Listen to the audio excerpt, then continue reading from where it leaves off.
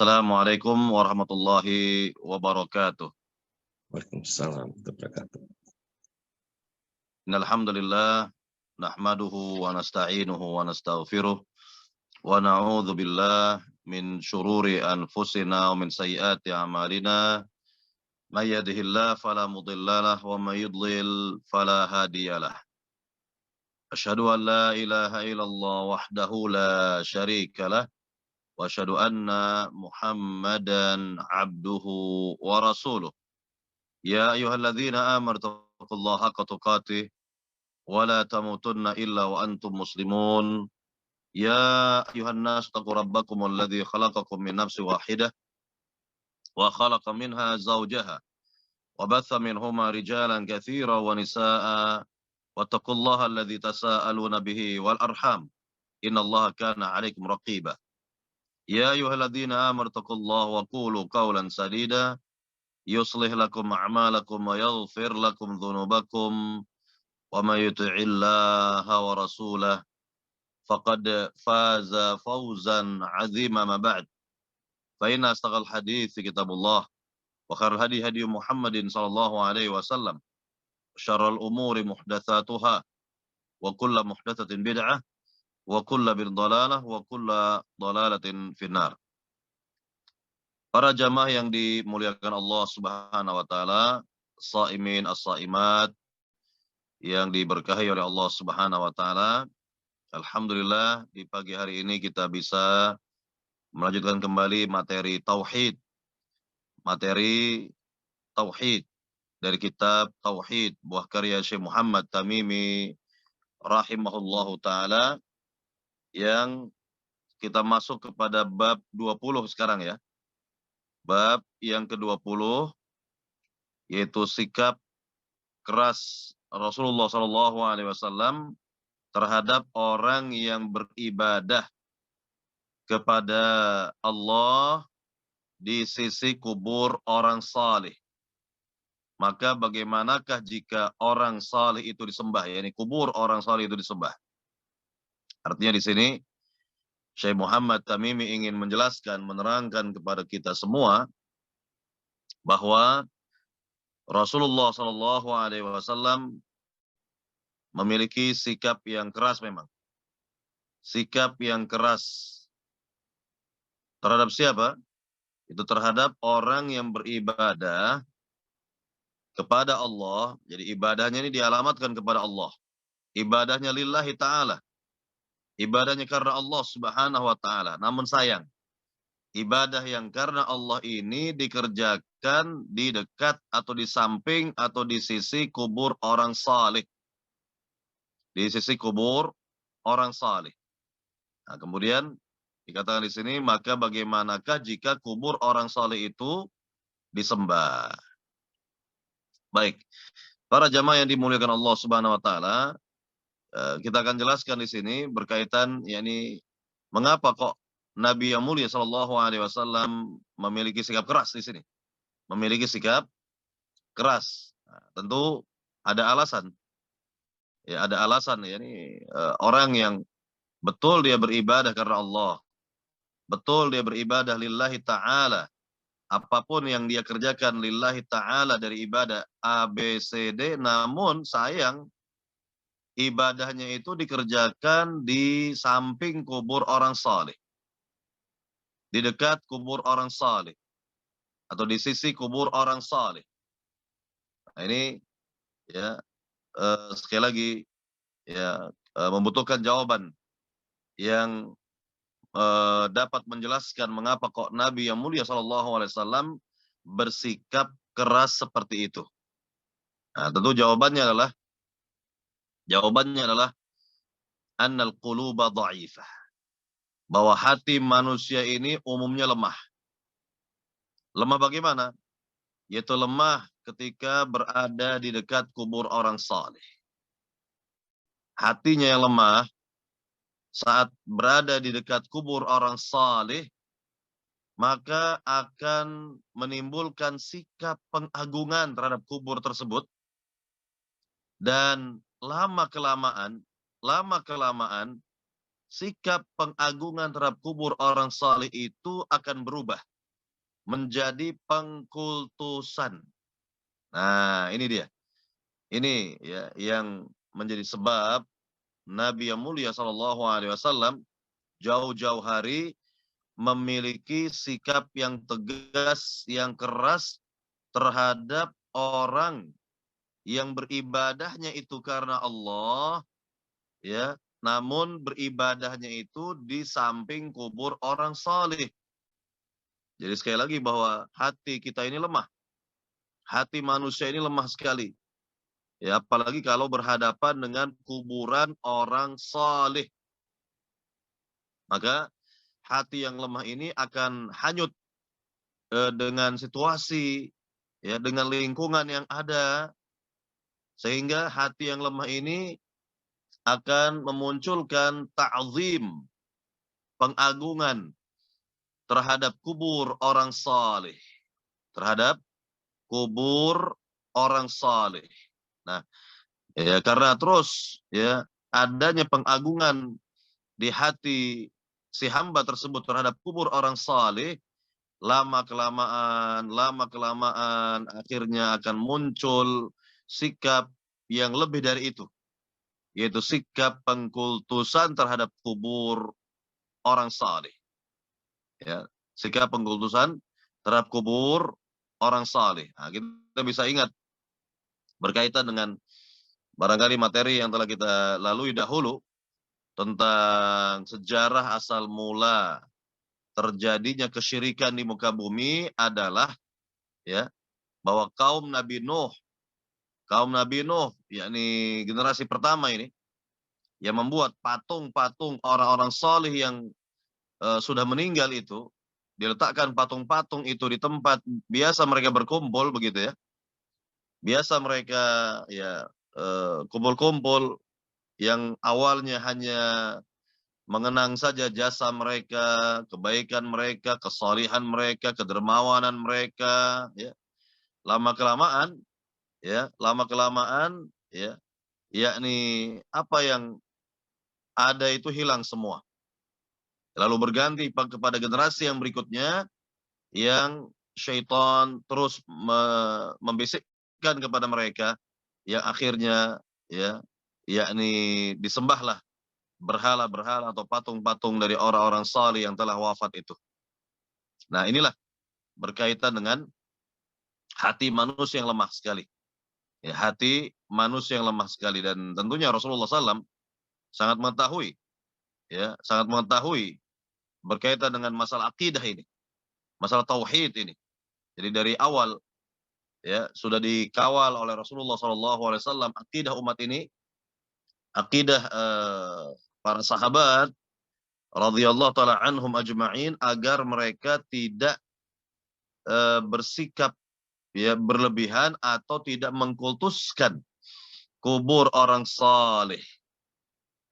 Kemudian timbul pertanyaan, maka bagaimanakah jika kubur tersebut, kubur orang saleh tersebut disembah? Nah, ini lebih-lebih lagi tentunya. Ya lebih keras lagi sikap Nabi Shallallahu Alaihi Wasallam. Baik, para jamaah yang dimuliakan Allah Subhanahu Wa Taala, kita lihat sekarang berkaitan dengan dalil yang dibawakan oleh Syekh Muhammad Tamimi. Syekh Muhammad Tamimi rahimahullahu taala membawakan beberapa dalil dari riwayat-riwayat yang ada pada bab ini. Yang pertama itu hadis Ummu Salamah dari Aisyah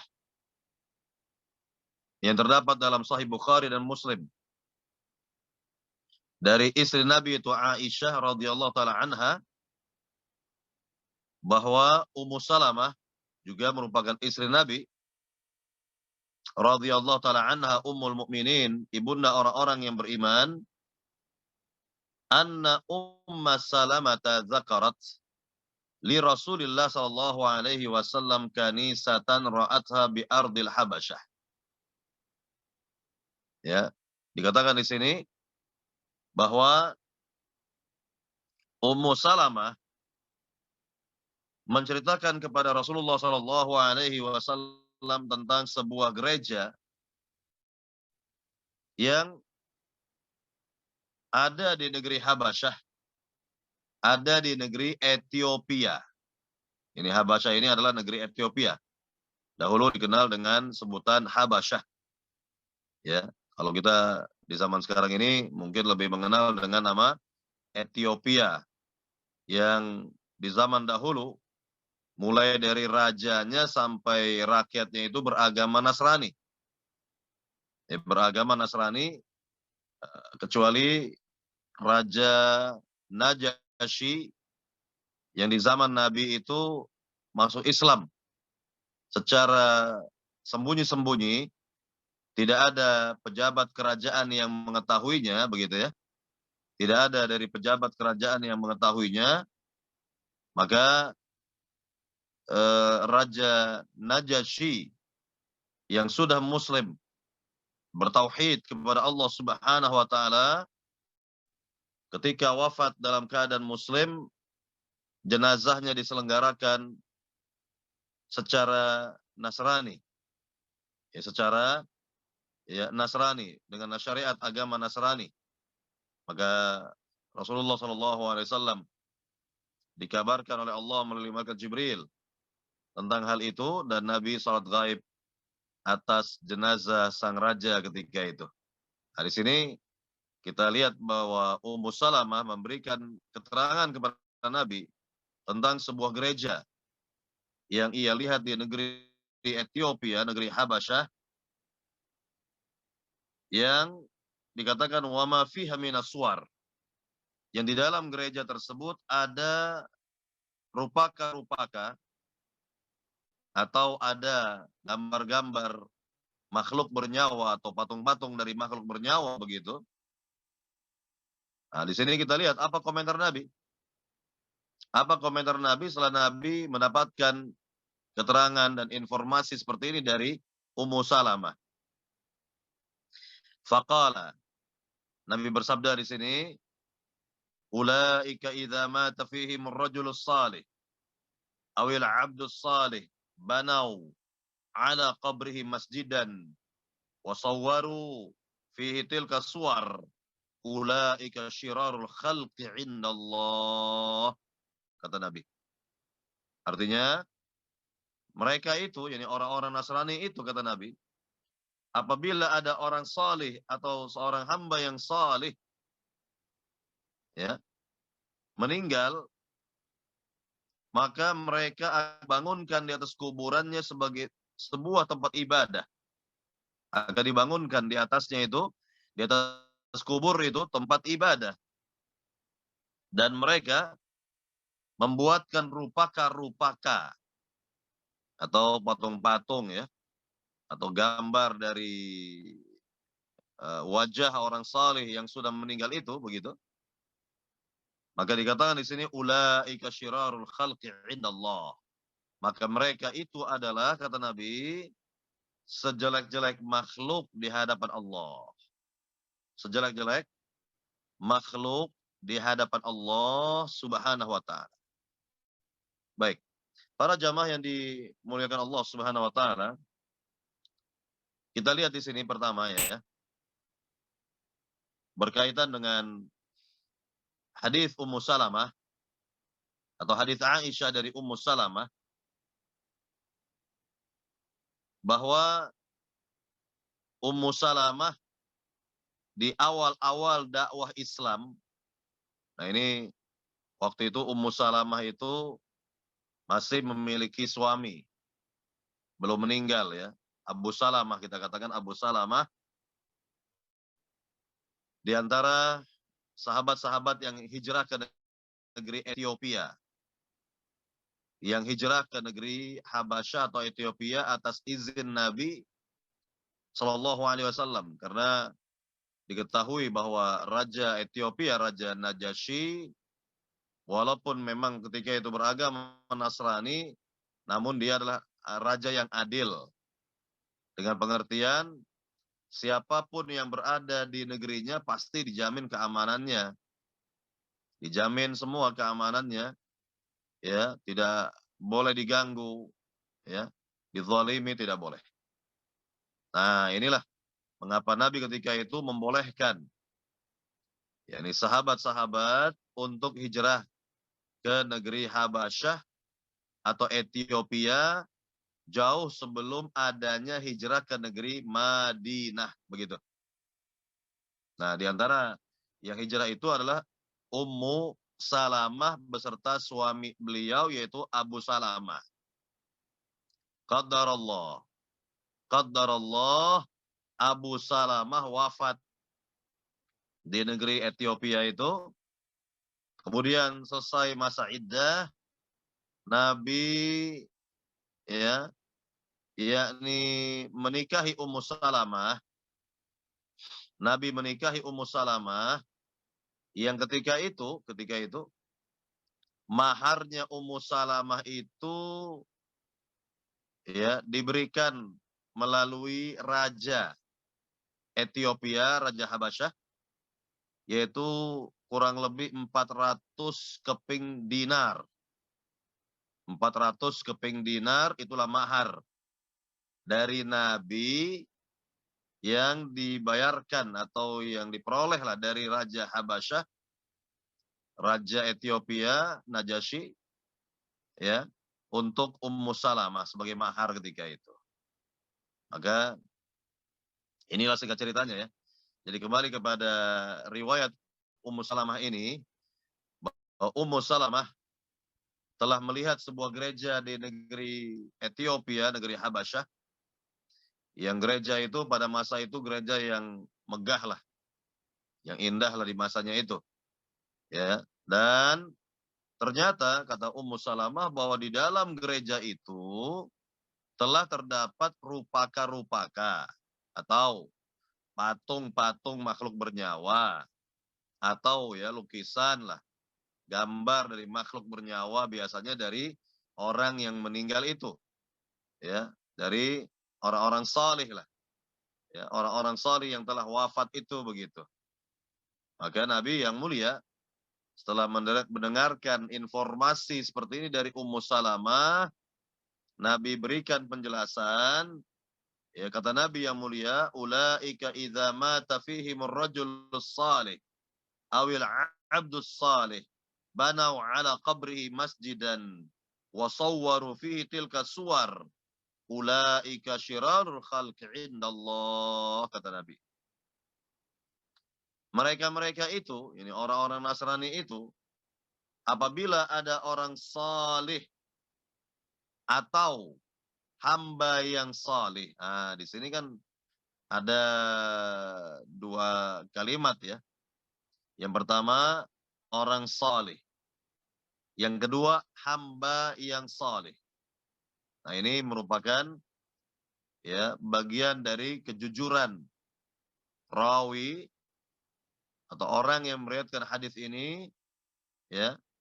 Orang yang meriwayatkan hadis ini dari Nabi, dari sahabat, dari Nabi begitu, agar tidak dikatakan sebagai orang yang khianat dalam amanah periwayatan hadis, maka ya rawi ini yakni ragu dia apakah kalimatnya adalah ar-rajulus salih, orang salih begitu, atau al-abdus salih, hamba yang salih. Makanya dibawakan dua-duanya. Dibawakan dua-duanya khawatir ada semacam pengkhianatan ilmiah ya dalam periwayatan hadis, maka rawi membawakan dua kalimat ini ya di mana dia ragu antara dua kalimat ini apakah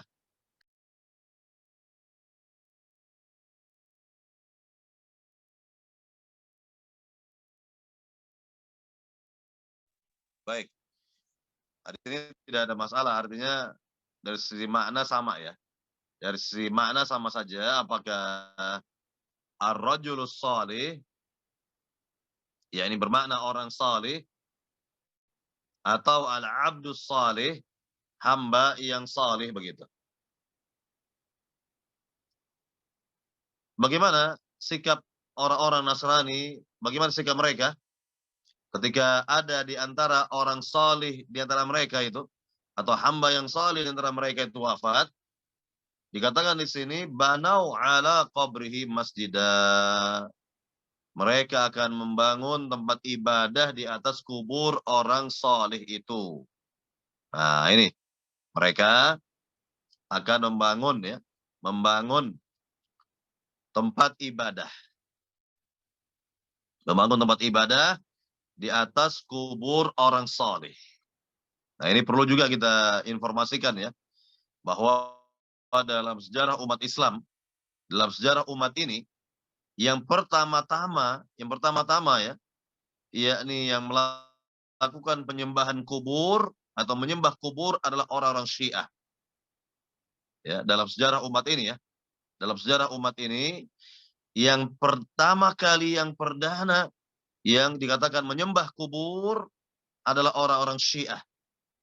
Ya, orang-orang Syiah begitu. Kemudian diikuti oleh sebagian orang ya, tanpa mereka fahami bahwa itu adalah kesyirikan begitu, penyimpangan yang besar dalam bidang akidah, maka akhirnya tersebarlah apa yang dilakukan oleh orang-orang Syiah ini, tersebar pada sebagian umat Islam ya, sehingga mereka menganggap hal ini hal yang biasa saja, hal yang wajar saja ya. Misalnya ya sebelum terjadi pengkultusan terhadap kubur orang saleh, misalnya mereka sengaja lah ziarah kubur orang saleh ya, sekedar baca Quran di samping kubur orang saleh, sekedar katanya zikir atau sekedar berdoa begitu di sisi kubur orang saleh begitu.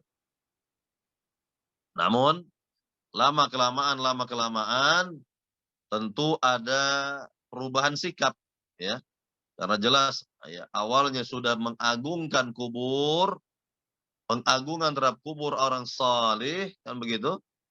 Nah, lama kelamaan muncullah sikap pengkultusan terhadap kubur orang saleh. Nah, ini awalnya ya, awal-awalnya itu dibangun tempat ibadah di atas kubur orang saleh. Ya, dibangun ya tempat ibadah di atas kubur orang saleh. Nah, gitu, yang seperti ini, fenomena seperti ini kita bisa saksikan di negeri kita ini banyak. Ya, di negeri kita ini banyak sekali kubur-kubur yang dianggap suci katanya, yakni kubur, apakah kubur para wali katanya, kubur para kiai, kubur orang-orang saleh ya, dikatakan seperti itu, dikasih fasilitas ya, dibangunkan bangunan di atas kubur orang saleh, dia dikasih karpet ya, diberikan penerangan lampu dan lain sebagainya, dan kubur tersebut dihias ya, di marmer bahkan dan lain sebagainya begitu. Nah, inilah yang terjadi, inilah fenomena yang bisa kita lihat di negeri kita yang tercinta ini, yang ternyata masih banyak di antara umat Islam itu sendiri nggak paham, tidak mengerti tauhid, tidak paham bahaya syirik yang mengancam ya diri mereka dalam kehidupan dunia sampai akhirat mereka. Nah, ini permasalahan berat ini. Ini permasalahan besar di negeri kita ini. Artinya yang berziarah ke makam-makam keramat itu atau makam-makam tertentu itu bukan satu dua orang, bahkan berbis-bis. Ya, saya pernah melihat sendiri di Surabaya itu, di Ampel itu ya, di Ampel ada makam Sunan Ampel, itu yang datang itu berbis-bis ya, banyak sekali yang melakukan ziarah kubur terhadap kubur yang dianggap orang saleh ya. Nah, inilah keadaan dan fenomenanya seperti itu di negeri kita. Makanya dakwah tauhid ini sangat penting. Dakwah tauhid ini ya sangat dibutuhkan bagi umat Islam di negeri kita yang tercinta ini, agar umat Islam tidak terbelenggu dengan kesyirikan, dengan belenggu syirik ya, dan mereka hendaknya menjadi orang yang merdeka dengan bertauhid kepada Allah Subhanahu wa taala, orang yang merdeka dengan cara bertauhid kepada Allah Subhanahu wa taala, begitu. Baik. Nah, di sini kita kembali kepada hadis Ummu Salamah. Dikatakan banau ala qabrihi masjidan. Dibangun di atas kubur orang soleh itu tempat ibadah. Ini sudah kita jelaskan juga dahulu. Kalau misalnya ya ada kuburan terlebih dahulu, lalu ya di kemudian hari dibangun masjid di atas kubur, maka masjid tersebut harus diruntuhkan. Harus diruntuhkan. Nah, ini penjelasan dari para ahli ilmu seperti ini. Atau kebalikan, misalnya masjid yang lebih dahulu ada.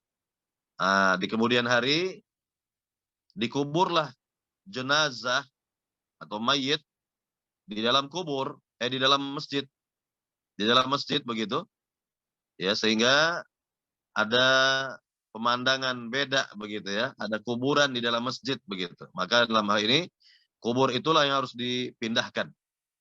Kuburan itulah yang harus dipindahkan, ya, masjid tidak dibongkar. Nah, jadi inilah berkaitan dengan yakni membangun tempat ibadah di atas kubur, atau yang kedua menguburkan jenazah di dalam masjid, kan begitu. Nah, tinggal dilihat aja mana yang lebih dahulu ada begitu. Nah, kemudian tentunya di sini pengecualiannya hanyalah kubur Nabi Muhammad SAW dan dua sahabatnya, Abu Bakar dan Umar, karena kubur mereka pada asalnya bukan berada di dalam Masjid Nabawi, bukan. Karena jelas Masjid Nabawi lebih dahulu ada. Rasul dan para sahabat yang membangun Masjid Nabawi. Nah, kemudian pada tahun ke-11 Hijriah, bulan Rabiul Awal, tanggal 12, hari Senin, Nabi wafat. Dan dikubur di rumah Aisyah, karena berdasarkan hadis Abu Bakar As-Siddiq, di mana jenazah seorang Nabi akan dimakamkan di mana dia wafat. Karena itulah tanah yang Allah inginkan menjadi kubur nabinya. Itulah tanah yang Allah kehendaki untuk menjadi kuburan nabinya, begitu. Baik. Para jamaah yang dimuliakan Allah Subhanahu wa taala, kembali kepada hadis Ummu Salamah, di mana Nabi SAW mengatakan kembali di sini, wasawwaru fihi tilka suwar. Lalu mereka membuatkan rupaka-rupaka, patung-patung orang saleh yang sudah meninggal, atau gambar atau lukisan, ya, orang saleh yang sudah meninggal itu, begitu kata Nabi. Nah, ini bisa kita lihat ya, bahwa pada gereja-gereja atau tempat-tempat ibadah itu tidak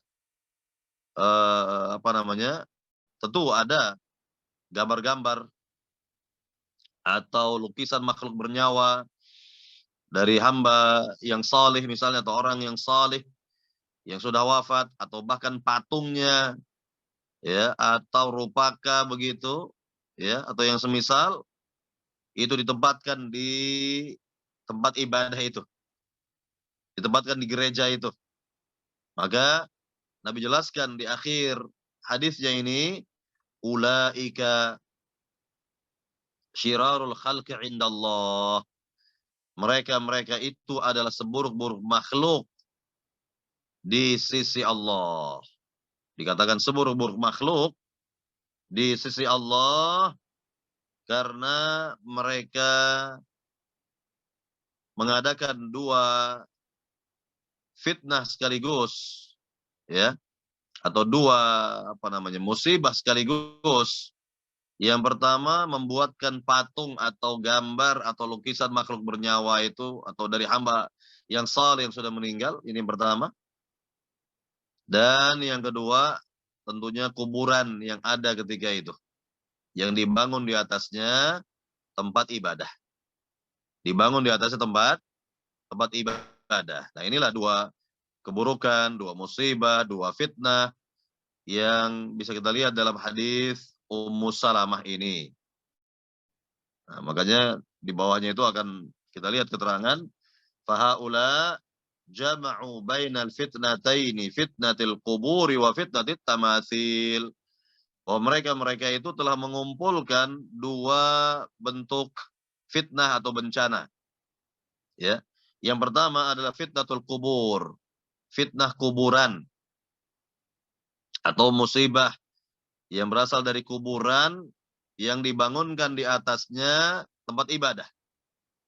Dan yang kedua, fitnatut tamatsil, fitnah ya tamatsil, yaitu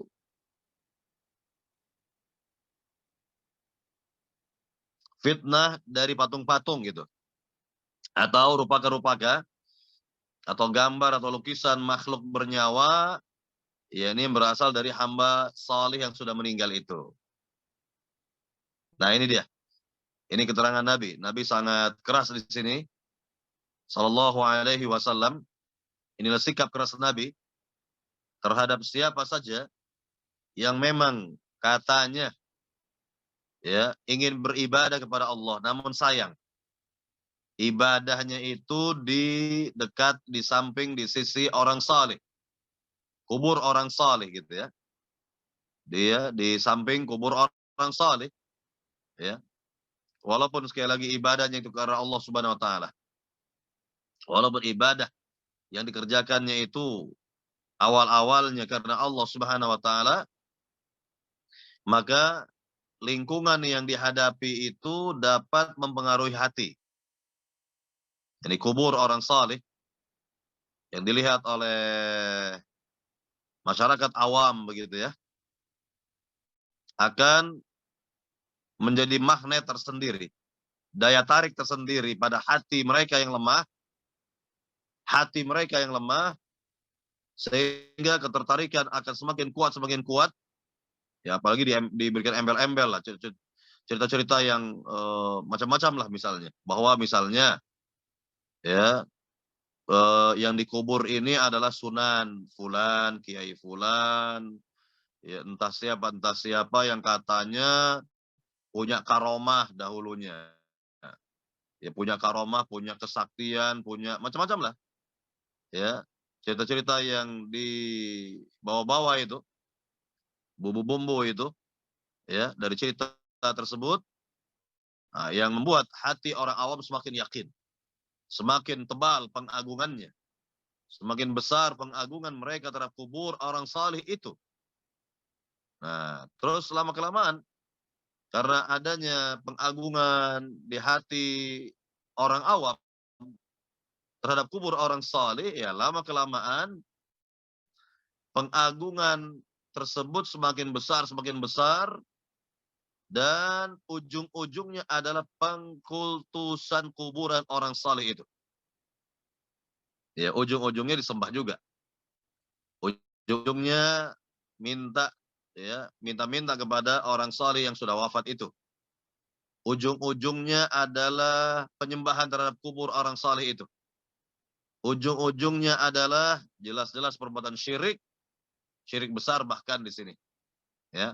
Nah, inilah ya mengapa Nabi kok bersikap keras di sini, karena beliau memiliki nubuwah. Nubuwah itu artinya berita kenabian. Artinya Allah Subhanahu wa taala yang mengabarkan akan terjadi perkara gaib, akan terjadi ya hal-hal di masa yang akan datang, ya perkara-perkara gaib di masa datang yang menyeret ya, sebagian umat Islam kepada lubang-lubang kesyirikan, ya kepada fenomena-fenomena kesyirikan, di antaranya seperti ini, penyembahan terhadap kubur orang saleh, ya, penyembahan terhadap kubur orang saleh. Nah, jadi ini sudah kita lihat bagaimana sikap Nabi ya. Sikap Nabi yang sangat keras di sini, di mana Nabi ingin menjaga tauhid umat ini. Nabi ingin menjaga dan mengawal akidah umat Islam agar mereka tidak terjatuh kepada kesyirikan model seperti ini. Ya, inilah usaha Nabi. Inilah usaha Rasul Shallallahu Alaihi Wasallam. Karena apa? Karena apa yang dikerjakan oleh ahli kitab, seperti orang Nasrani dalam hadis Ummu Salamah, maka ini secara umum, ya, secara khusus akan tertuju kepada sebagian umat Islam. Dan ini betul terjadi. Yakni nubuwah, berita kenabian. An-nubuwah artinya berita kenabian Rasulullah SAW. Apa yang beliau kabarkan telah terjadi. Apa yang beliau sampaikan, informasikan dahulu telah terbukti di zaman sekarang. Kita lihat ya. Di antara kubur-kubur orang saleh itu didatangi, diziarahi oleh sebagian umat Islam. Dan justru di sana mereka berbuat syirik kepada Allah Subhanahu wa taala. Mungkin awal-awalnya belum ada kesyirikan lah. Awal-awalnya mereka masih datang ke kubur orang saleh hanya sekedar beribadah saja. Hanya sekedar beribadah. Tapi lama-kelamaan, karena ziarahnya rutin barangkali, ya minimal setahun sekali paling tidak, ke kubur-kubur seperti itu, lama-kelamaan terjadilah pengkultusan. Jadi hati yang lemah itu seperti itu gambarannya. Hati yang lemah itu ya sangat terwarnai lah dengan lingkungan yang ada, yaitu kubur orang saleh. Ya, jadi hati ini lemah, lama-kelamaan pengagungan yang ada di hati yang lemah ini akan meningkat, dan ya ujung-ujungnya adalah pengkultusan terhadap kubur orang saleh ini. Baik, para jamaah yang dimuliakan Allah Subhanahu wa taala, jadi Nabi mengatakan kepada kita semua, ulaika syirarul khalqi indallah. Mereka itu adalah seburuk-buruk makhluk di sisi Allah. Wal'iyadzubillah. Nasallallahu salamata wal afiyah. Baik. Para jamaah yang dimuliakan Allah Subhanahu wa taala. Ini riwayat yang pertama atau hadis yang pertama. Kemudian kita lanjut kepada hadis yang kedua. Dalam riwayat Bukhari Muslim juga dari Aisyah. Dari Aisyah begitu. Qalat, Aisyah berkata, lamma nuzila bi Rasulillah sallallahu alaihi wasallam tafiqa yatrahu khamisatan lahu ala wajhih fa idza igtamma biha kashafaha faqala wa huwa kadhalik la'natullahi 'ala al-yahud wan nasara ittakhadhu qubur anbiya'ihim masajid yuhadhdhiru ma sana'u walaula dhalik ubriza qabruhu ghaira anna khushiya ayyutakhadh masjidan akhrajahu. Aisyah di sini berkata, radhiyallahu taala anha, semoga Allah meridainya, tatkala Rasulullah SAW mau dicabut nyawanya, diambil nyawanya, ini oleh malakul maut, malaikat kematian, Nabi segera menutupkan kain di atas mukanya. Jadi Nabi ketika itu mengalami sakit yang parah, sakit yang serius sekali, yang mengantarkan beliau kepada kematiannya begitu. Kemudian Nabi yang mulia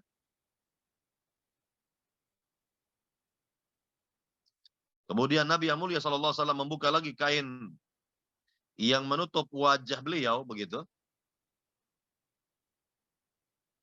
Ketika yakni terasa nafas agak sesak ya, atau terasa menyesakkan nafas,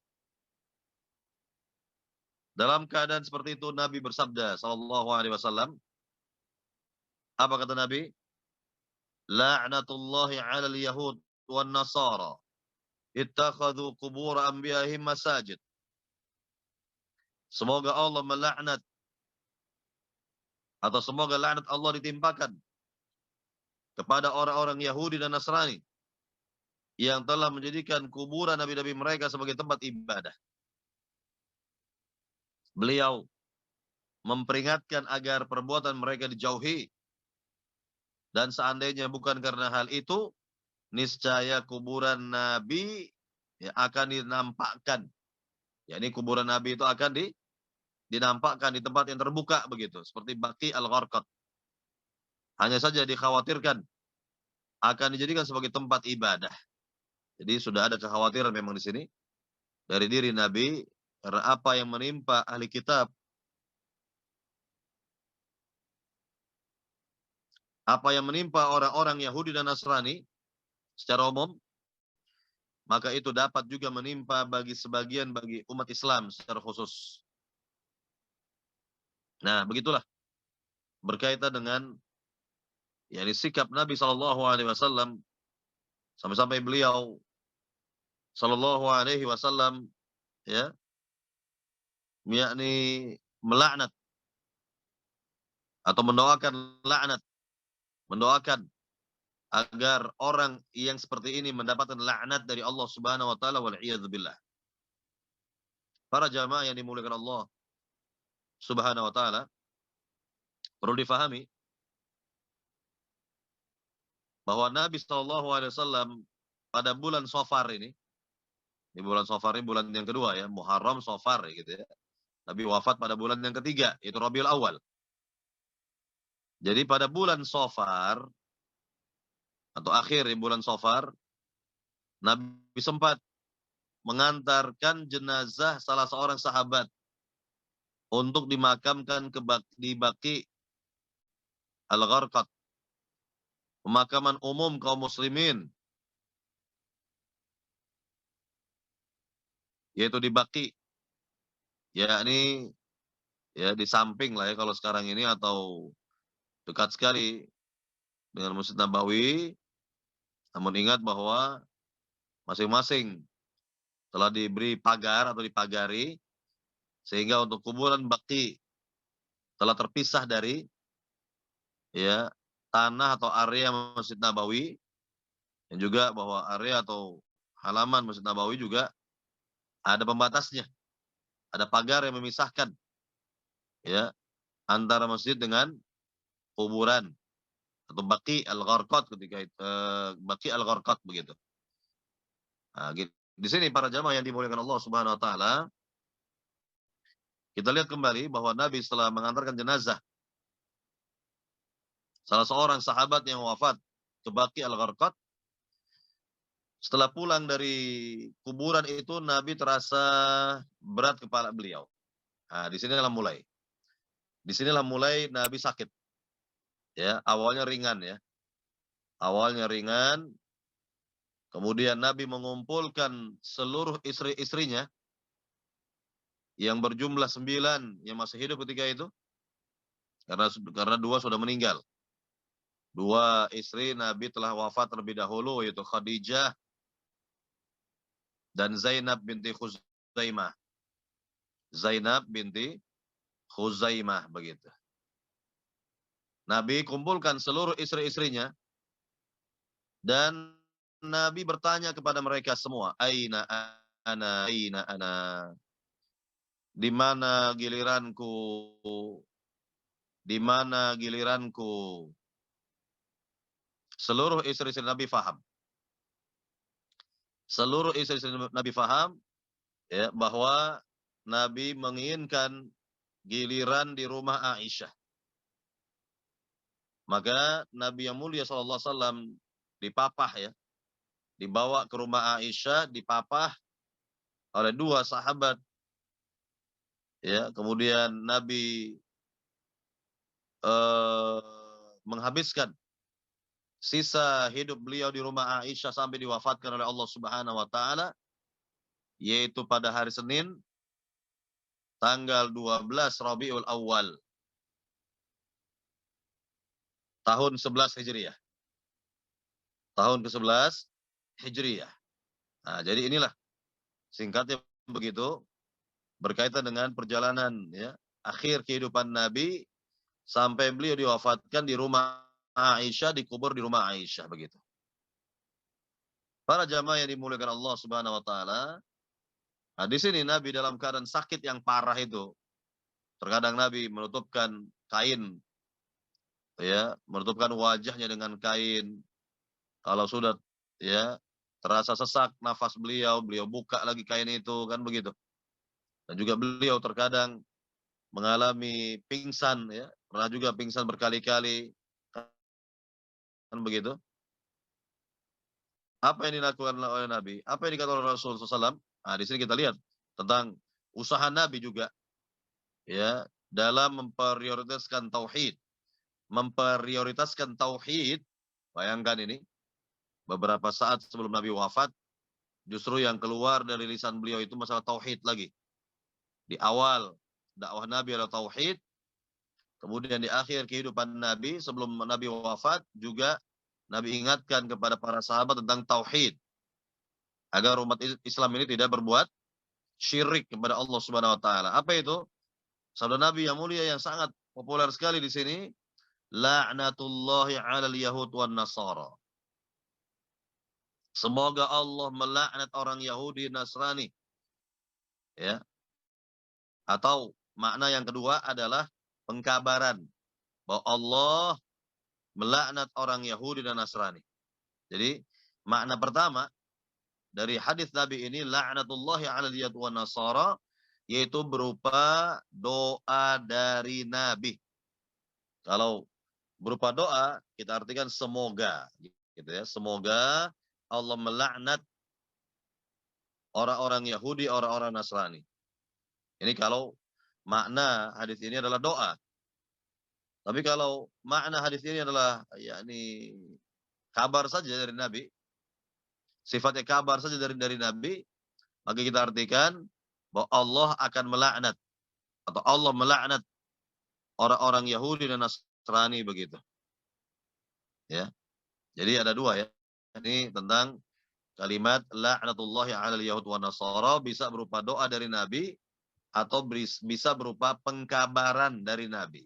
Nah, ini kalau diartikan doa dari Nabi, ya tentu doa Nabi mustajab, cepat dikabul oleh Allah Subhanahu wa taala, kan begitu. Jadi intinya orang yang berbuat syirik seperti ini mendapat laknat. Orang yang berbuat syirik mendapat laknat dari Allah Subhanahu wa taala. Dan definisi laknat sekarang. Apa itu laknat? Apa definisi laknat? Ini sudah menjadi bahasa kita ya, laknat begitu. Definisi laknat, ya, al-la'natu atau la'natun adalah at-tardu min rahmatillah. At-tardu, terjauh dari kasih sayang Allah Subhanahu wa taala. Ya, terjauh dari kasih sayang Allah Subhanahu wa taala. Ini makna laknat. Maka tidak boleh, pada dasarnya tidak boleh kita sembarang melaknat, tidak boleh. Apalagi orang tersebut masih hidup. Ya, masih hidup, kita tidak boleh sembarang melaknat, hanya ya, yakni beberapa kelompok manusia saja yang memang boleh dilaknat. Contoh, keumuman orang-orang kafir. Umumnya orang-orang kafir. Ya, tidak secara individu ya, tapi secara umum, secara global saja boleh kita ya melaknat mereka, boleh. Atau yang kedua, orang kafir yang sudah wafat. Orang kafir yang sudah meninggal, jelas meninggal dalam keadaan kafir dia, maka yang seperti ini boleh dilaknat atau mendapat laknat. Adapun orang kafir non muslim yang masih hidup, maka tidak boleh dilaknat. Tidak boleh mendapat laknat dari Allah Subhanahu wa ta'ala. Tidak boleh dilaknat, ya, tidak boleh dilaknat karena kita tidak mengetahui akhir dari kehidupan si hamba itu. Boleh jadi akhir kehidupan orang itu dia bertaubat. Kan begitu. Atau masuk agama Islam, atau dia bertaubat, kan begitu. Sehingga kita tidak boleh melaknat individu non muslim yang masih hidup. Nah, tidak boleh melaknat individu non muslim yang masih hidup. Nah, jadi inilah berkaitan dengan laknat. Ya, terutama jelas kalau makhluk-makhluk yang memang telah mendapat laknat dari Allah seperti iblis, ya jelas. Iblis kan telah mendapat laknat dari Allah Subhanahu wa taala, itu jelas. Bisa kita alamatkan laknat itu kepada iblis. Boleh, seperti ini boleh. Karena kenapa? Karena sudah ada contoh bahwa Allah lah yang melaknat iblis misalnya. Baik. Para jamaah yang dimuliakan Allah Subhanahu wa taala, ya ini keterangan dari Nabi sallallahu alaihi wasallam. Maka Nabi yang mulia sekali lagi mengatakan kepada kita, la'natullahi 'alal yahud wan nasara ittakhadhu qubur anbiya'ihim masajid.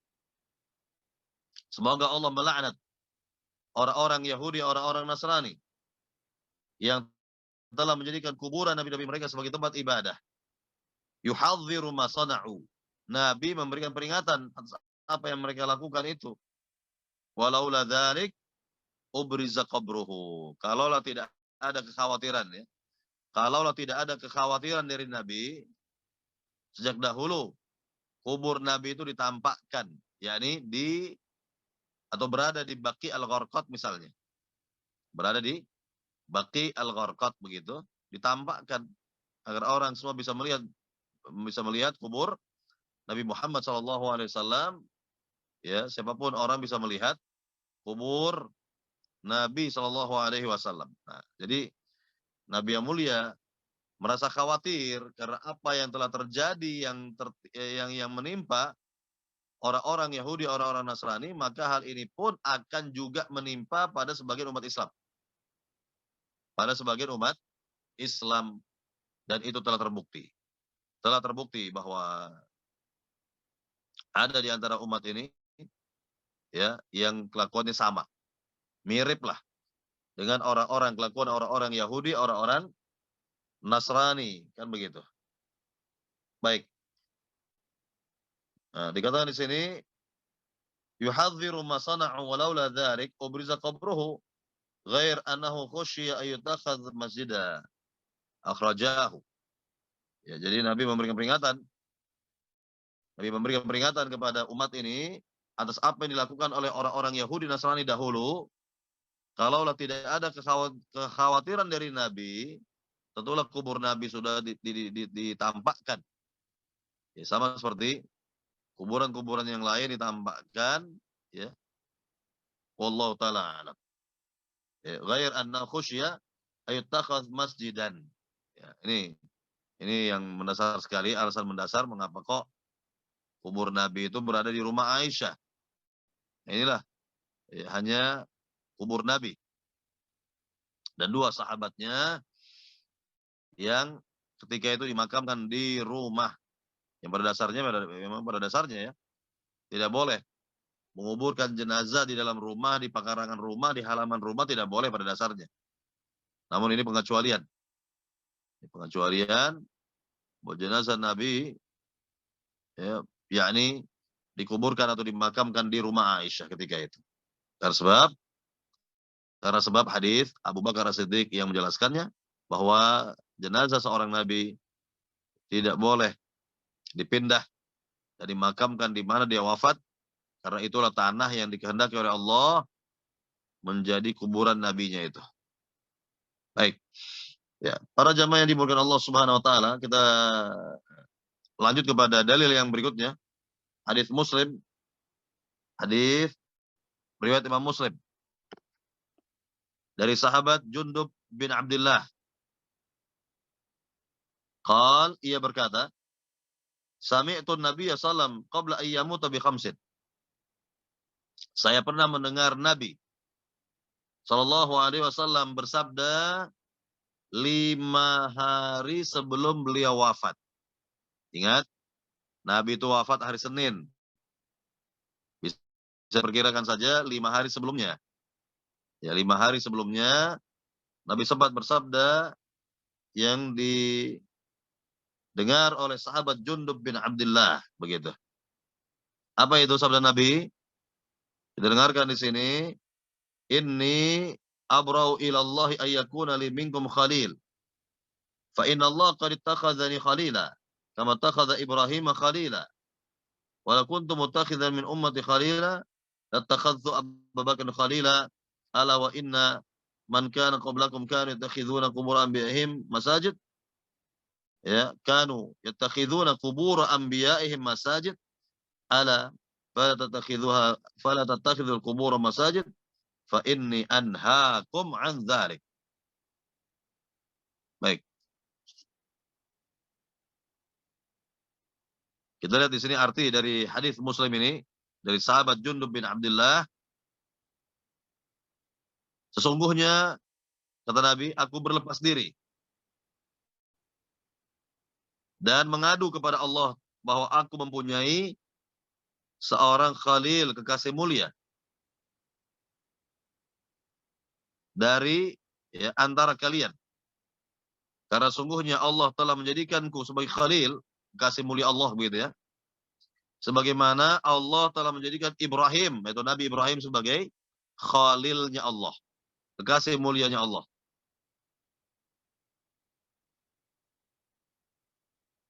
Ya. Niscaya aku akan menjadikan salah seorang di antara kalian sebagai khalilku.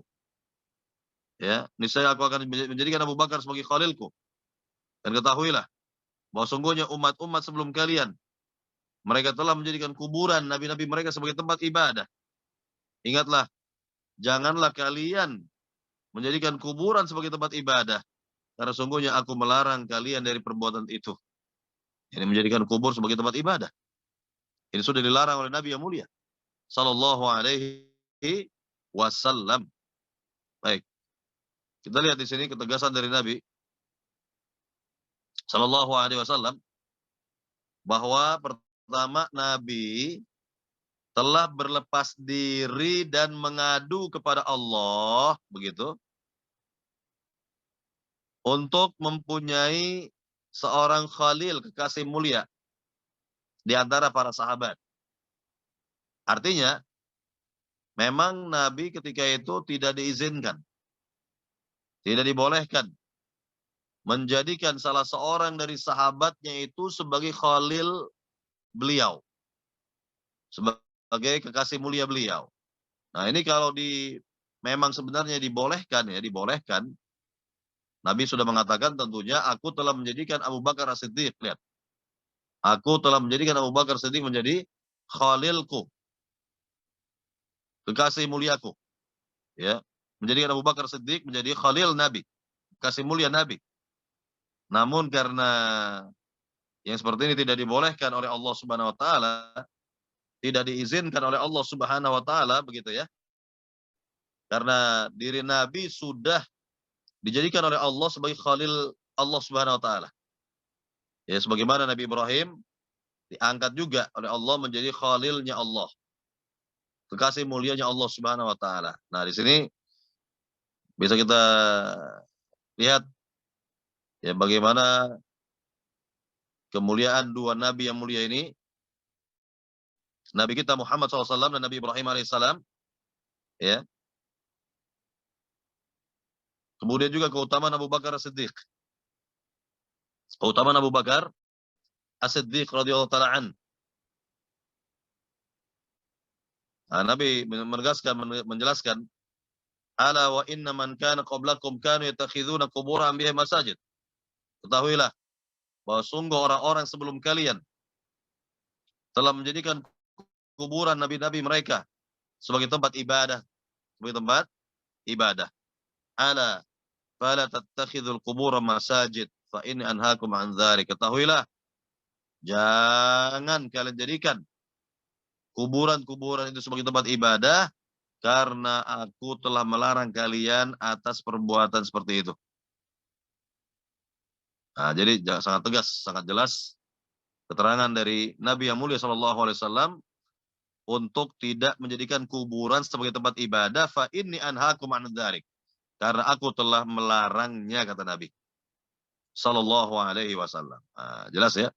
Dari riwayat di atas ini lebih tegas lagi, lebih menegaskan kembali bahwa Nabi betul-betul melarang perbuatan syirik, perbuatan buruk seperti ini yang dapat mengantarkan manusia kepada kesyirikan begitu.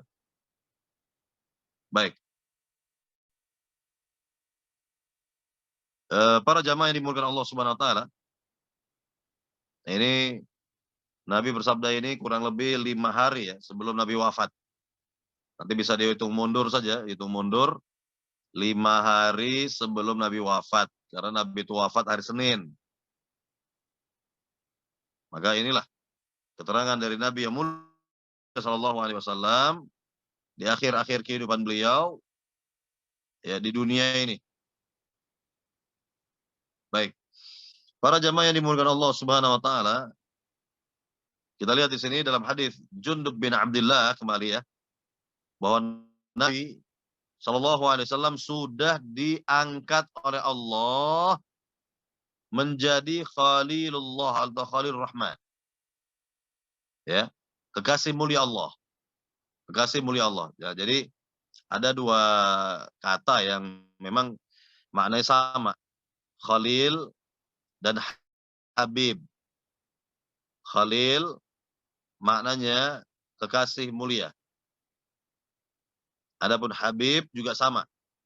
Mirip dari sisi makna, namun berbeda dari sisi tingkatan atau derajat. Yaitu, kalau tingkatan Khalil jauh di atas Habib. Maka tidak boleh kita katakan begini. Ya, Nabi Ibrahim adalah Khalilullah. Sedangkan Nabi Muhammad SAW adalah Habibullah. Nah, ini tidak boleh seperti ini. Ini namanya pelecehan terhadap Nabi Muhammad SAW. Kalau Nabi itu dikatakan sebagai Khalilullah. Kenyataannya bahwa ya, sekali lagi bahwa Nabi SAW, ya sekali lagi Nabi SAW, ya tidak dibenarkan untuk disebut sebagai Habibullah. Namun yang benar bahwa Rasulullah SAW adalah Khalilullah. Karena sekali lagi Khalil itu derajatnya lebih tinggi, jauh lebih tinggi dari ya yakni Habib begitu. Ya, sama seperti Nabi Ibrahim. Nabi Ibrahim juga Khalil. Ya bukan Habibullah, bukan, tapi Khalilullah. Kekasih mulia Allah Subhanahu wa taala. Nah, inilah karena berdasarkan ya hal inilah maka Nabi tidak menjadikan salah seorang dari sahabatnya itu sebagai khalil beliau, kekasih mulia beliau begitu. Kalau memang diizinkan oleh Allah dari sejak dahulu Nabi sudah menjadikan Abu Bakar As-Siddiq. Abu Bakar As-Siddiq sebagai khalil beliau, kekasih mulia Nabi sallallahu alaihi wasallam begitu. Baik, para jemaah yang dimuliakan Allah Subhanahu wa taala. Nah, kembali di sini ya di mana Nabi yang mulia sallallahu alaihi wasallam memberikan peringatan keras ya berkaitan dengan menjadikan kuburan sebagai tempat ibadah. Sebagaimana dilakukan oleh orang-orang terdahulu, orang-orang Yahudi, orang-orang Nasrani. Maka Nabi menegaskan di akhir sabdanya, ala fala tattakhidul qubur masajid. Ketahuilah atau ingatlah, sungguhnya maka janganlah kalian jadikan kuburan sebagai tempat ibadah. Fa inni anhaakum an dzalik. Karena sungguhnya aku larang kalian atas perbuatan seperti itu. Baik. Para jamaah yang dimuliakan Allah Subhanahu wa taala, kita lihat di sini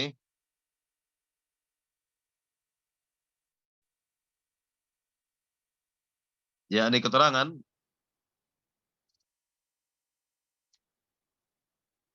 berikutnya, faqad naha anhu fi akhir hayatih.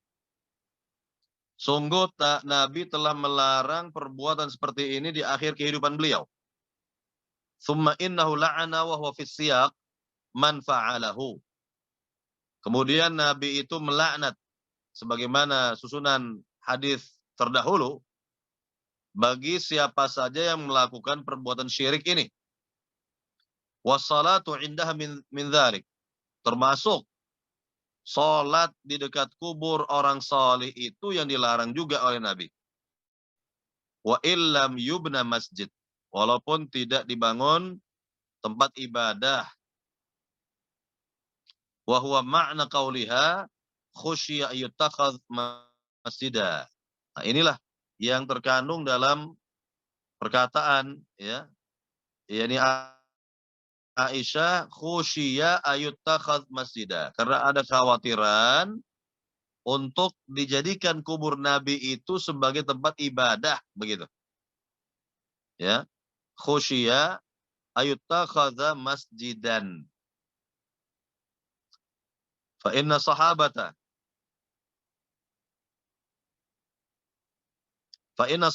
lam yakunu liyabnu haula qabrihi masjidah. Dikarenakan para sahabat mereka tidak pernah membangun ya tempat ibadah di kubur Nabi. Wa kullu mawdi' qusidatis shalah fihi faqad tukhidha masjidah. Setiap tempat ya yang memang disengaja untuk dijadikan sebagai tempat salat, maka tempat itu adalah sebagai masjid. Bal kullu mawdi' yusalla fihi yusamma masjidah. Bahkan setiap tempat mana saja ya yang dikerjakan sholat padanya itu dinamakan dengan masjid. Kama qala sallallahu alaihi wasallam, karena Nabi telah bersabda sallallahu alaihi wasallam, ju'ilat liyal ardu masjidan wa tahura. Ya, telah dijadikan bumi ini untukku sebagai tempat ibadah dan tanahnya dapat dipakai untuk bersuci, yakni tayamum. Artinya di sini bahwa untuk ya masjid atau tempat ibadah ini pada dasarnya bisa di mana saja. Artinya bahwa seluruh permukaan bumi, Nabi sudah katakan seluruh permukaan bumi adalah ya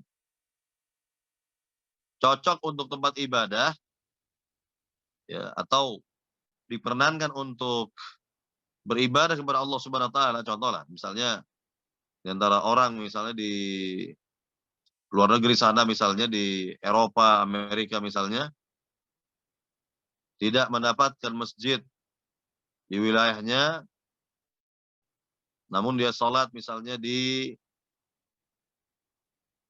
tempat-tempat ya atau sembarang tempat lah. Artinya bahwa ya boleh menjadikan taman atau kebun atau eh, area parkir yang aman untuk sholat begitu, atau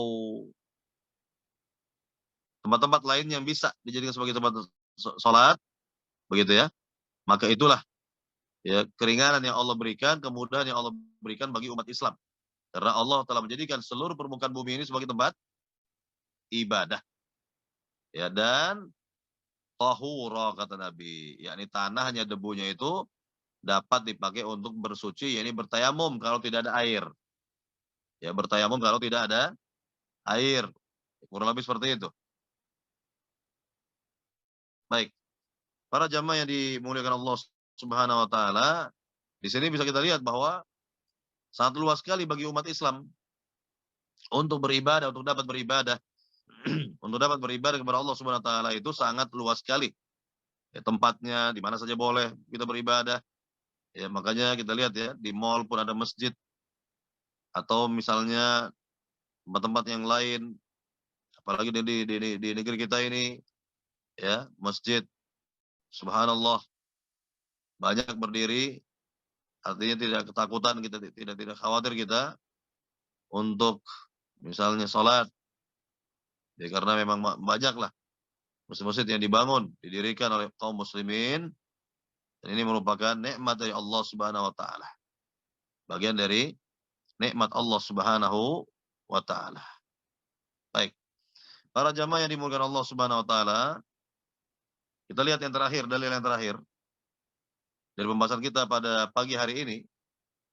Wali Ahmad bi sanadin jayyid an Ibnu Mas'ud radhiyallahu an marfu'an. Dari riwayat Imam Ahmad dengan sanad yang bagus, yang baik, dari sahabat Ibnu Mas'ud atau Abdullah bin Mas'ud. Semoga Allah meridhoinya secara marfu'. Marfu' ini artinya terangkat sampai kepada Nabi begitu. Ya, bahwa ini hadis Nabi yang disampaikan oleh Ibnu Mas'ud. Apa kata Nabi? Inna min syirarin nas man tudrikuhumus sa'a wa hum ahya. Walladzina yattakhidhuna al-qubur masajid. Rawahu Abu Hatim fi Sahih. Ya. Artinya Nabi yang mulia sallallahu alaihi wasallam bersabda, sungguhnya sejelek-jelek manusia adalah yang mendapatkan kiamat besar dalam keadaan hidup. Yani siapa saja yang hidup di akhir zaman nanti, kemudian mendapatkan kiamat besar, maka dicap oleh Nabi sebagai syirarun nas, seburuk-buruk manusia. Dan siapa lagi? Walladzina yattakhidhuna al-qubur masajid, yaitu orang-orang yang telah menjadikan ya masjid sebagai menjadikan kuburan sebagai tempat ibadah. Dan orang-orang yang telah menjadikan kuburan sebagai tempat ibadah. Kita lihat dulu yang pertama, di mana Nabi SAW sudah mencap bahwa mereka-mereka ini adalah seburuk-buruk makhluk, seburuk-buruk manusia. Yang pertama adalah orang-orang yang hidup pada saat kiamat besar terjadi. Dijelaskan dalam riwayat atau hadis tentang ya di kemudian hari atau apa namanya, dijelaskan dalam hadis bahwa ketika akan terjadi kiamat nanti ya, orang-orang yang beriman walaupun imannya kecil semuanya akan diwafatkan oleh Allah Subhanahu wa taala. Bagaimana caranya Allah mewafatkan para hamba yang beriman itu walaupun imannya kecil, kata Nabi, dengan cara Allah hembuskan angin yang sangat lembut, yakni lebih lembut dari sutra. Dengan sebab angin tersebut, wafatlah seluruh orang-orang yang beriman. Ya, dengan angin yang lembut itu lebih lembut dari sutra, kata Nabi, wafatlah orang-orang yang beriman walaupun imannya kecil ketika itu. Maka yang ada di muka bumi saat itu hanyalah orang-orang kafirin, orang-orang non-muslim. Yang mereka sendirilah yang akan merasakan kiamat besar itu nanti.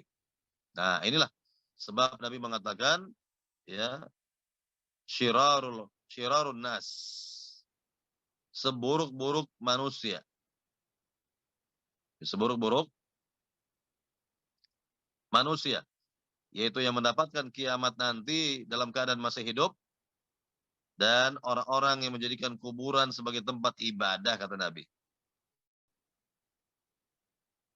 Baik, para jamaah yang dimuliakan Allah Subhanahu wa taala. Nah, inilah keterangan dari Nabi kita yang mulia sallallahu alaihi wasallam, di mana Nabi sallallahu alaihi wasallam sekali lagi memberikan peringatan yang sangat keras kepada siapa saja yang ibadahnya itu di dekat di samping kubur orang soleh. Lalu bagaimana kalau kubur itu disembah? Bagaimana kalau kubur itu disembah, diibadahi? Ini lebih-lebih lagi kan begitu. Ya. Jadi Nabi ya sallallahu alaihi wasallam dengan nubuahnya, berita kenabiannya ini sudah memberikan ya rambu-rambu di sini, peringatan di sini kepada umat Islam agar mereka tidak beribadah di samping kubur orang saleh. Apalagi kalau kubur itu disembah, diibadahi. Ya, meminta atau berdoa kepada mayit, orang yang sudah meninggal misalnya. Ya, dan lain sebagainya begitu. Nah, inilah berkaitan dengan bab yang ke-20 yang kita kaji pada pagi hari ini tentang sikap keras Nabi terhadap orang yang beribadah di dekat kubur orang saleh. Fa kaifa idza abadah? Lalu bagaimana kalau kubur itu disembah? Wallahu taala alam. Baik, para jamaah yang dimuliakan Allah Subhanahu wa taala, saya kira inilah pembahasan kita pada pagi hari ini dari bab yang ke-20. Silakan jika ada pertanyaan dari para jamaah tentang bab yang ke-20 ini ataupun bab-bab sebelumnya boleh juga. Silakan, silakan.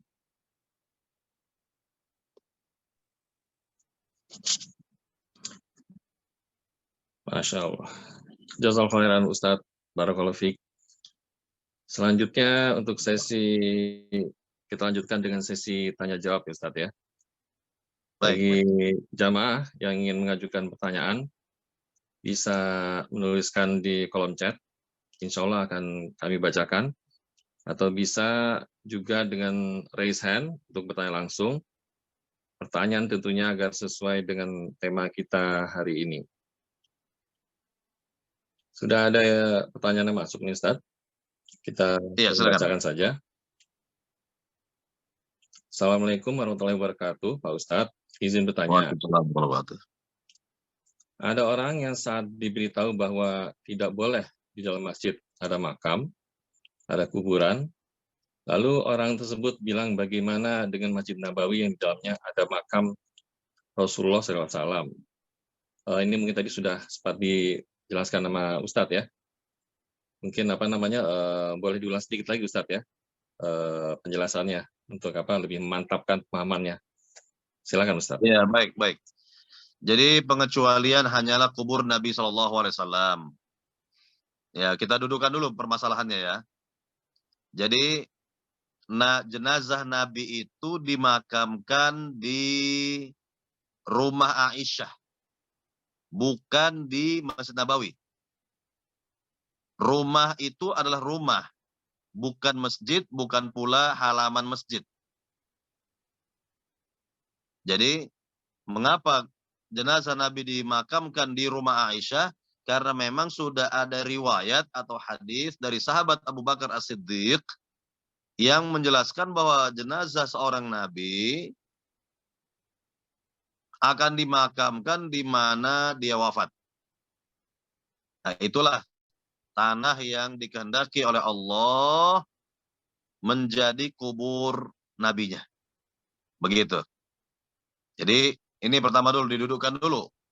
Jadi memang nggak ada ya secara tiba-tiba ada kubur di dalam Masjid Nabawi, ya nggak ada seperti itu.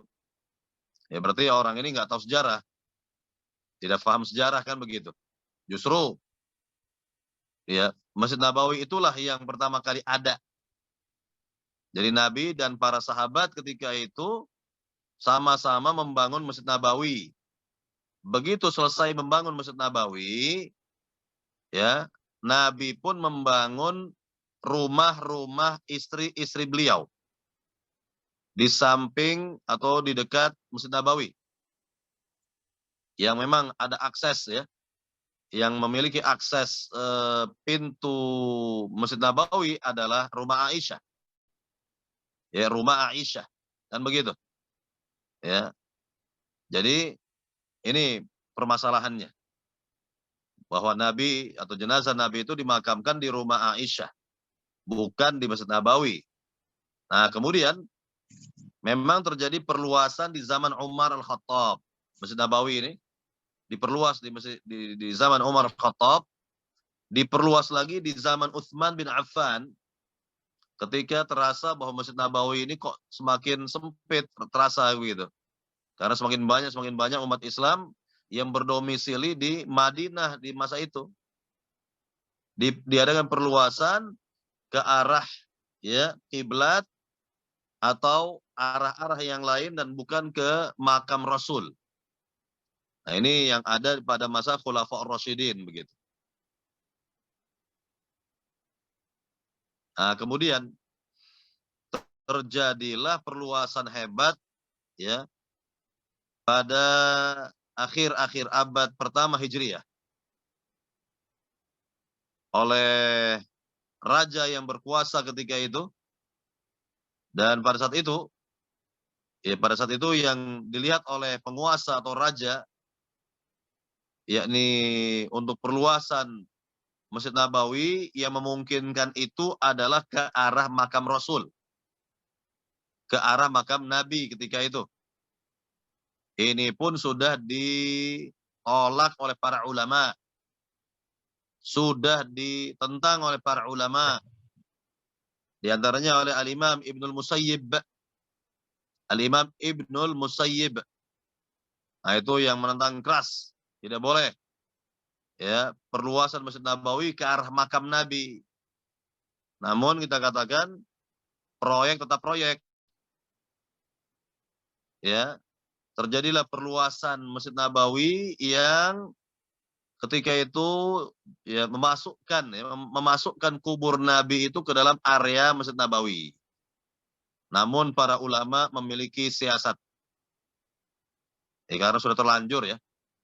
Sudah terlanjur ketika itu ya makam Nabi berada di Masjid Nabawi, maka disiasati oleh para ulama agar kubur itu dinyatakan keluar atau telah keluar dari Masjid Nabawi, yaitu dengan cara kubur tersebut dilapis dengan 3 lapis tembok. 3 lapis tembok,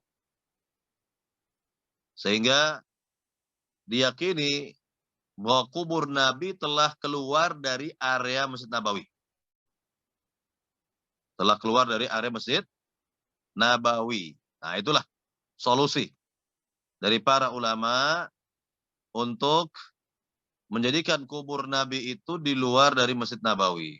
Nah, jadi dengan adanya solusi seperti ini, alhamdulillah bahwa kubur Nabi tidak lagi masuk ke dalam area Masjid Nabawi.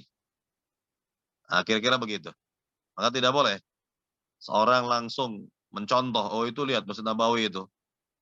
Ya, ada kubur Nabi di dalamnya. Nggak ada ini. Siapa yang mengatakan ada kubur Nabi di dalam Masjid Nabawi? Karena kubur itu telah dikeluarkan oleh para ulama dengan cara tadi. Ya, dengan cara tersebut, sehingga dikatakan oleh para ahli ilmu, para ulama, bahwa kubur itu sudah di luar dari Masjid Nabawi. Wallahu ta'ala alam. Baik, silakan. Masih ada lagi? Silakan. Itu ada yang ingin bertanya langsung? Ya, selanjutnya, selanjutnya ada yang raise hand ini, Ustaz. Ini dari Akhil Brian. Silakan untuk langsung open mic-nya ya. Yang mau bertanya langsung. Ya, Fadol. Assalamualaikum warahmatullahi wabarakatuh. Waalaikumsalam warahmatullahi wabarakatuh. Silakan.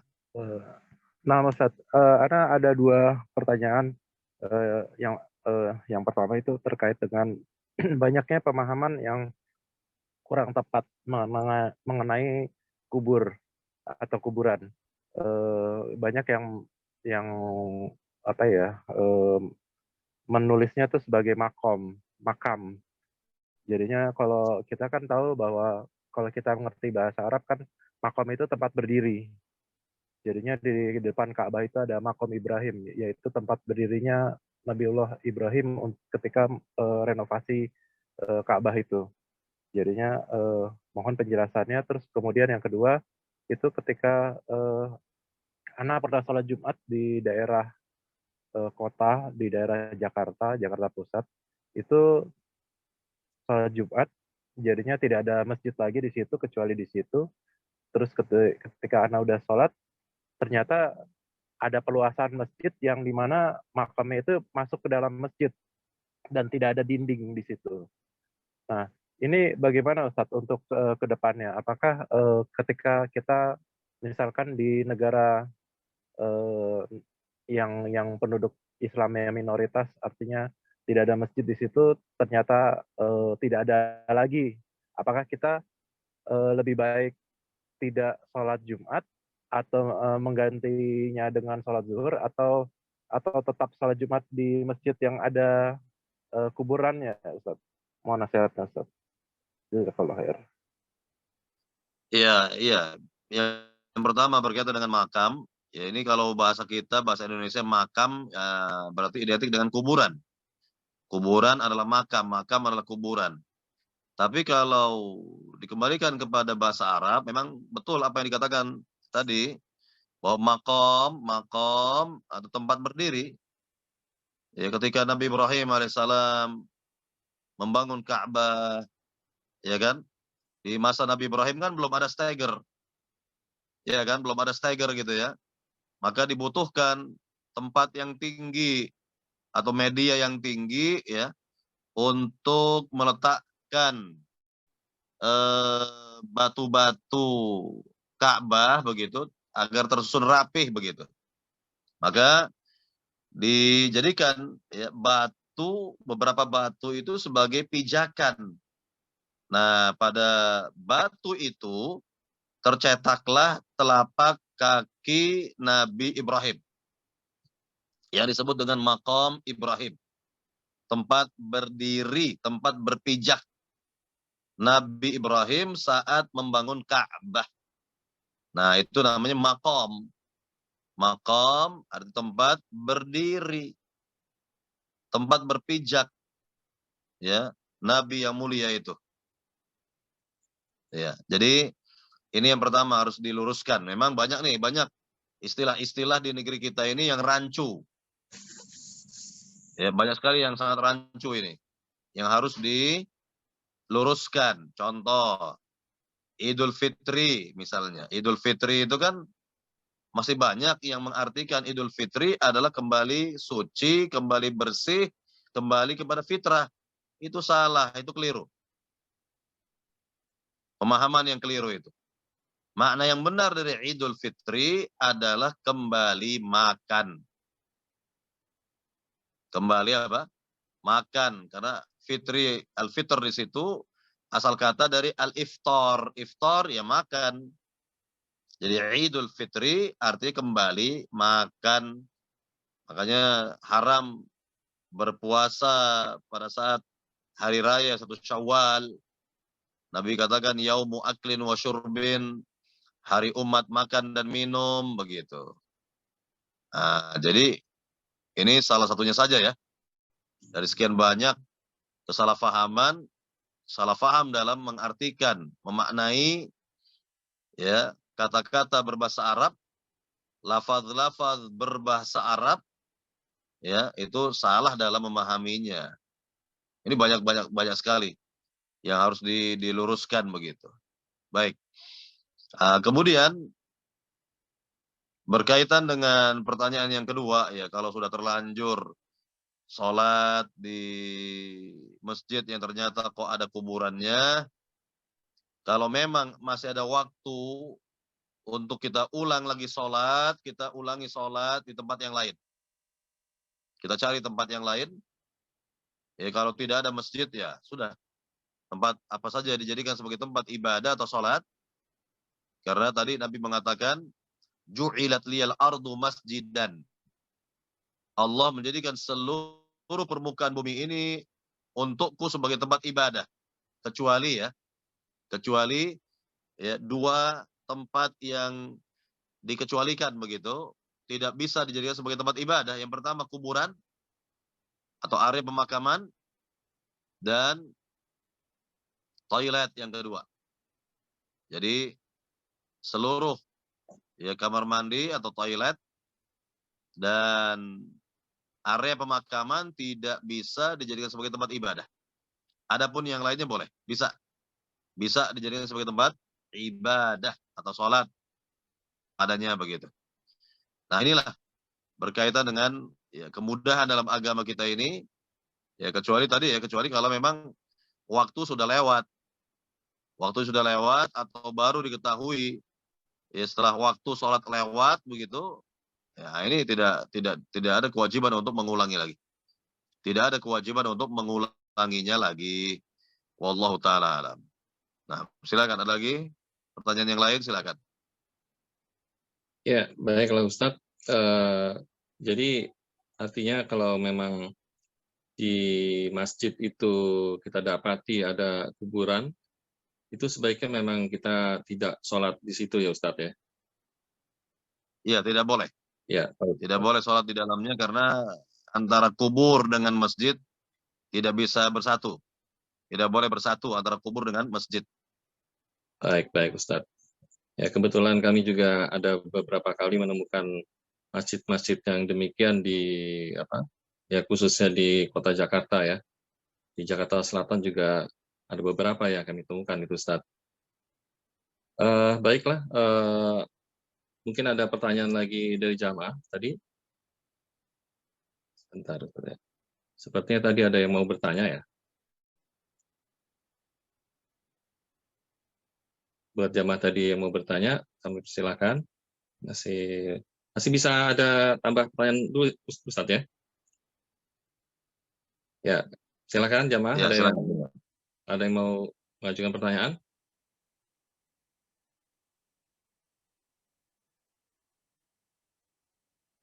Ya, sambil tunggu Ustadz ya. Juga kami mau tanyakan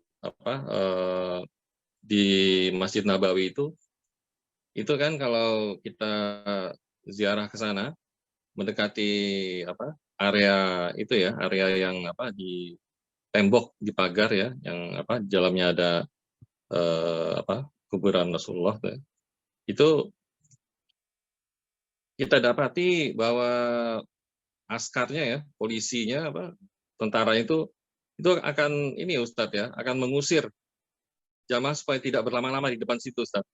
Karena kita juga dapati kadang ada yang berusaha untuk mendekat ke pagar untuk berdoa di depan situ gitu. Nah, ini juga salah satu ini ya, kaitannya dengan yang Ustadz jelaskan tadi ya. Supaya tidak dijadikan tempat ibadah di makam itu Ustadz ya. Iya, betul. Jadi sebenarnya kalau kita ziarah ke makam Nabi, cukup kita memberi atau bersalawat saja kepada Nabi, ya. Kemudian setelah itu untuk Abu Bakar As-Siddiq, kemudian untuk Umar Al-Khattab. Jadi hanya sebentar saja, tidak lama-lama, bersalawat kepada Nabi, memberikan salam kepada Nabi, memberikan salam kepada Abu Bakar Siddiq dan Umar Khattab radhiyallahu taala an. Begitu kira-kira. Jadi tidak berlama-lama, apalagi berdoa. Ya, untuk apa berdoa di situ? Ya, karena bukan tempatnya untuk berdoa di situ, kan begitu. Dan pentingnya juga kubur itu dijaga agar tidak ada yang mencari-cari kesempatan untuk berbuat syirik, begitu. Ya, apalagi kalau sekarang ini kan sudah ada pembatas tuh, diberikan pembatas antara tembok kubur Nabi itu dengan jamaah itu ada pembatas gitu, yang polisi itu bisa memantau apa yang dilakukan oleh para jamaah. Dan juga kalau berlama-lama di situ akan membuat semacam kemacetan ya, macet sekali atau padat sekali orang-orang yang ingin ziarah ke makam Nabi, kan begitu, sehingga akan menimbulkan kemacetan yang parah, yang panjang begitu ya, antrian yang sangat panjang sekali nanti. Dan ini tidak bagus ya, tidak baik, karena yang ingin berziarah itu banyak sekali.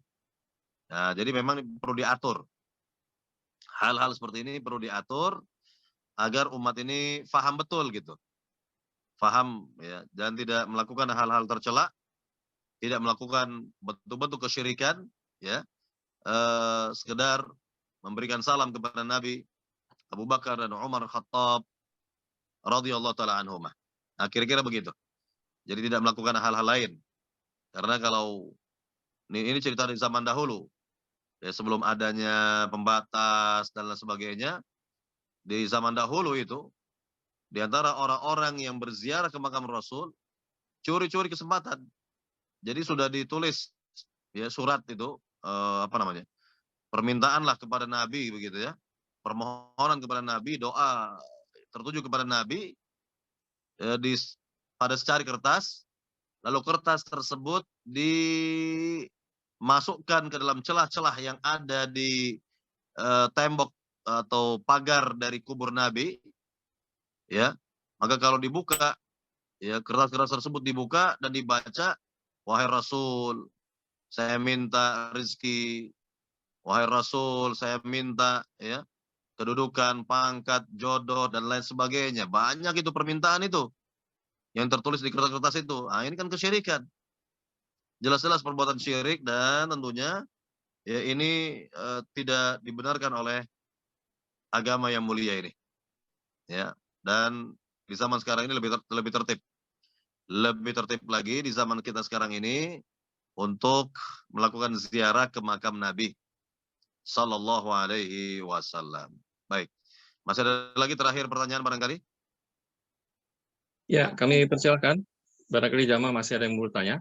Afwan, Masih, bertanya ya, ini nggak bingung, nggak ya, tafadhol, reset karena silakan, silakan. bingung mau reset yang mana tombolnya. Silakan. Izin bertanya Pak Ustadz, ini Ana lupa juga persisnya, ini lupa ya. Tapi ada waktu itu sempat ada orang bilang Syekh Albani itu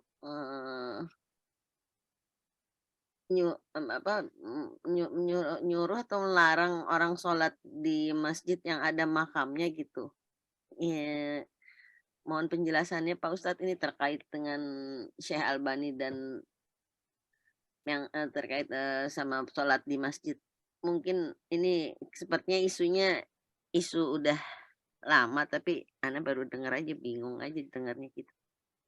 Syukron Pak Ustadz. Baik, sebenarnya bukan Syekh Albani yang melarang tentang sholat di masjid yang ada kuburan. Sebenarnya itu adalah hadis-hadis Nabi. Kalau dikumpulkan riwayat-riwayat yang menjelaskan hal ini, maka kesimpulannya memang seperti itu. Tidak boleh kita sholat di masjid yang ada kuburannya. Pengecualiannya hanyalah Masjid Nabawi. Masjid Nabawi.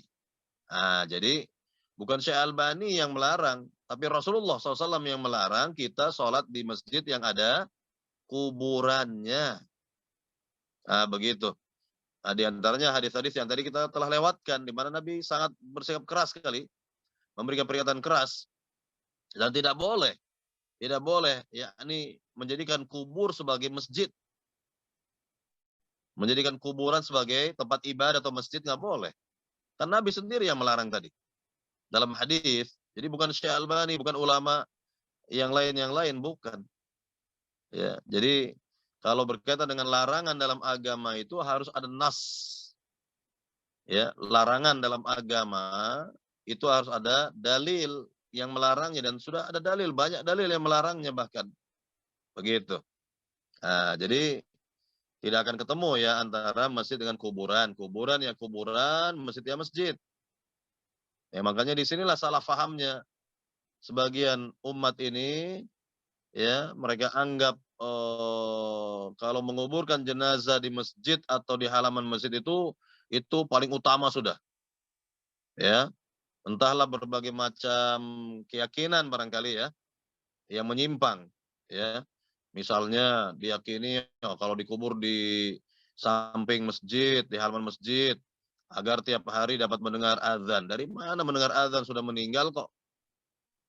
Ya, sudah meninggal kok bisa mendengar azan. Ya. Atau macam-macam lah. Macam-macam yakni pemahaman dan keyakinan yang tidak benar kalau kita kaitkan dengan hal seperti ini. Bahkan lebih aneh lagi, ini lebih aneh lagi. Ada orang ya mengajak, seolah-olah mengajak bicara itu ya kuburan. Ya, entah kuburan siapa itu, ya diajak bicara seolah-olah kayak berdiskusi aja gitu. Ini kan aneh ini. Hal yang sangat aneh yang seperti ini. Ya. Nah, kalau yang Nabi lakukan ya, ketika Nabi sudah membuang jenazah-jenazah orang tokoh-tokoh kafir Quraisy ke sumur Badar setelah perang Badar, betul Nabi ya berbicara di atas sumur Badar itu, betul. Nabi sebut nama-nama mereka, betul.